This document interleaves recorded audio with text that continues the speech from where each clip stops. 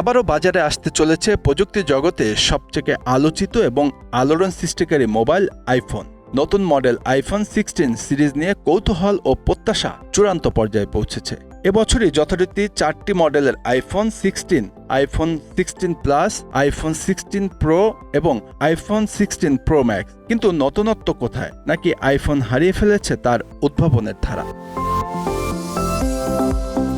প্রথমেই আসা যাক ডিসপ্লের আকার নিয়ে।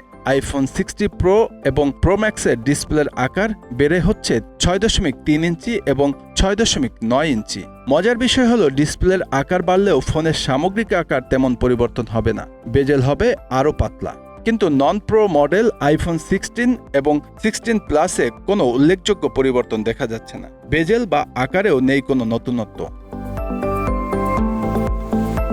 এবার ক্যামেরার দিকে নজর দেয়া যাক। নন প্রো মডেলগুলোতে ক্যামেরা লেন্সের সজ্জা পাল্টাচ্ছে। 5 বছর আগের মতো এবারও আইফোন 16 এবং 16 প্লাসে লেন্স দুটি থাকবে লম্বালম্বিভাবে।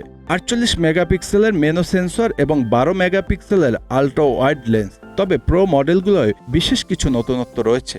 48 মেগাপিক্সেলের মেন ক্যামেরার সঙ্গে থাকছে 48 মেগাপিক্সেলের আল্ট্রা ওয়াইড এবং 5x অপটিক্যাল জুম লেন্স। এবার ব্যাটারির কথা। 4টি মডেলেই ব্যাটারির ক্ষমতা সামান্য বাড়ানো হয়েছে। প্রো মডেলগুলিতে থাকছে 40 ওয়াটের চার্জিং সাপোর্ট এবং 20 ওয়াটের ম্যাগসেফ চার্জিং। নন প্রো মডেলগুলিতে থাকছে 27 ওয়াট এবং 15 ওয়াটের চার্জিং সাপোর্ট।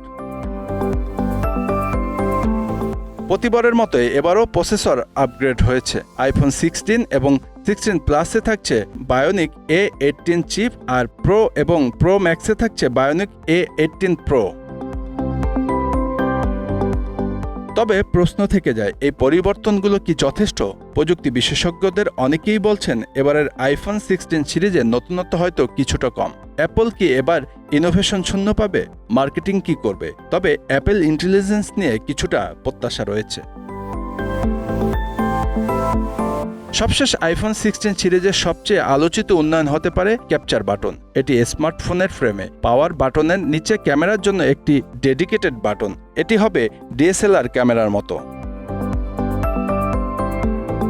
কিন্তু শেষ হাসি কে হাসবে? আইফোন 16 সিরিজের চূড়ান্ত ঘোষণা কি আমাদের চমকে দেবে? কয়েক সপ্তাহের মধ্যেই জানতে পারবো সেই উত্তর। আপাতত অপেক্ষা। Bangla affairs news desk.